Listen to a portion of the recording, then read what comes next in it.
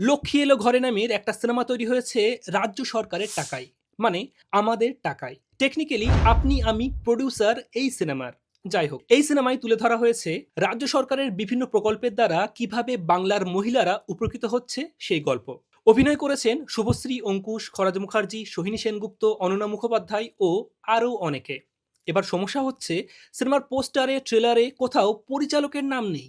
মিডিয়ার একাংশ বলছে রাজ চক্রবর্তী এই সিনেমার পরিচালক, কিন্তু হঠাৎ করেই সামনে আসে আর এক নাম, অরিজিৎ টোটন চক্রবর্তী। আর স্ক্যামটা হচ্ছে, ট্রেলার সিনেমা সব টাকা দিয়ে বুস্ট করা হচ্ছে, ভিউ বাড়ানো হচ্ছে সরকারি টাকা খরচ করে। এখন ভিউ চলছে 19 মিলিয়ন, আর লাইক 5,000ও হয়নি। আর কমেন্ট দেখলে বুঝতে পারবেন মানুষ কি প্রশংসাই না করছে এই সিনেমার। এদিকে সিনেমাটি আইএমডিবিতে রেটিং পেয়েছে 1। হ্যাঁ, 10-এর মধ্যে 1 রেটিং পেয়েছে এই সিনেমা।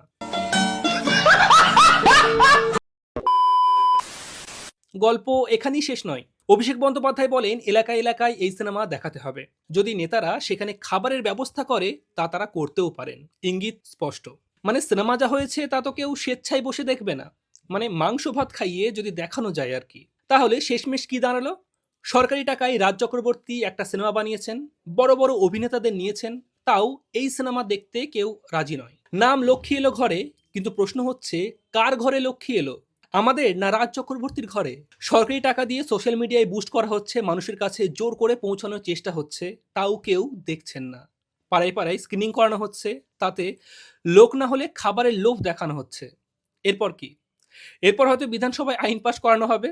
তখন এই সিনেমা কেউ না দেখলে 15 দিনের জেল এবং 5,000 টাকা জরিমানা হতেও পারে। তাই সেই অপরাধ করার আগে যদি আপনি এই সিনেমা না দেখে থাকেন, তাহলে দেখে নিন লক্ষ্মী এলো ঘরে।